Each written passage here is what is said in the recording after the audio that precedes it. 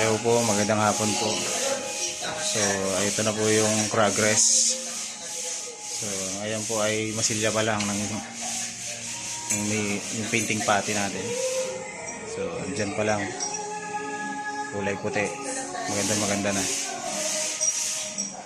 Ayan, kuha na po ang mga straightness.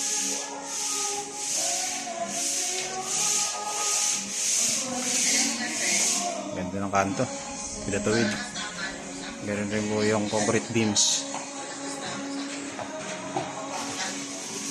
Pati po yung sa may header ng bintana. Galing pala dito. Sa gabi. Sa gabi muna.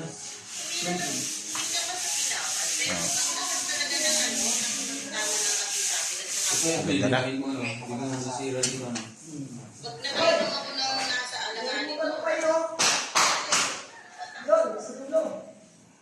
Alay, ano yan talaga. Lumalapag ko diyan. Ang pangit pa naman hindi makatulog kasi ayaw ko. Ano pa lang po ito, painting pati. So, hindi pa po napapayaran ng primer. Ayan, halos lahat na po ito. Nakakapalo po dun sa quotation. Napayaran na po namin ng painting pati. Naituwid na rin. So, nakapagliha na rin po dito ng bahagya. Pero katulad nun, mayroon pang kauti dun. So, sanding pa po namin yan. Ano yung sa may corner na yun. Kailangan pang ayusin.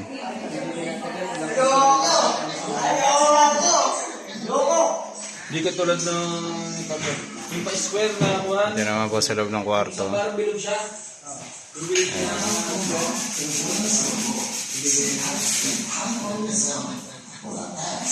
Ayan, ang ginagawa nila, kinakapa. Nililiha.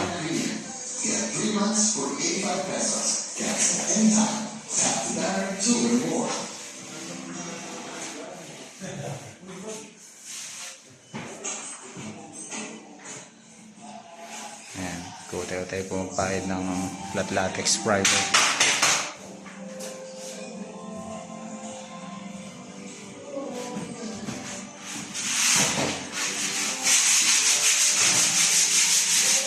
Dito na ito, napayaran na ito ng ano, primer.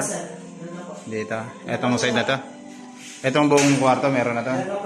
So, yung ginagawa ni Lester, so may ano na lang parting itaas, mga dugsungan na, no? Mga singit-singit pala. Yan. Yan, nagalikabok na po dito. So, papunasan ko na lang po ito.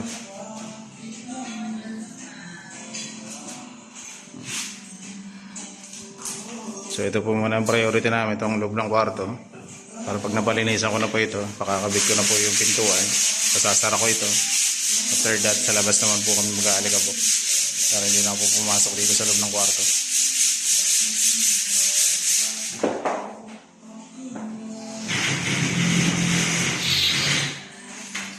Dito po sa walk-in closet, ganun din. Dito ba naroon to na pag-primer na? Wala pang primer. Okay.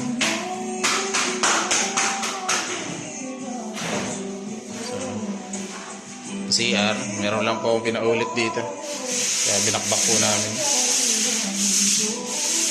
Ganyan po kami dito. Basta hindi ako satisfied dun sa ginawa. Ulitan.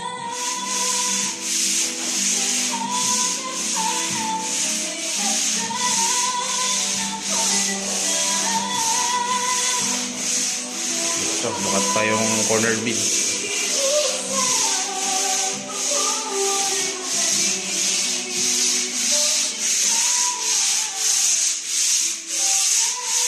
Ingatan na, baka bagasgasan yung brown. Mahirap ng ano yun yan. Meron? Okay.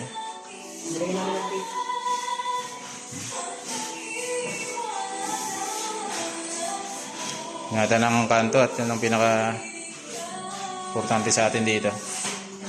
O tuwid natin ang maayos yan. Ganda na.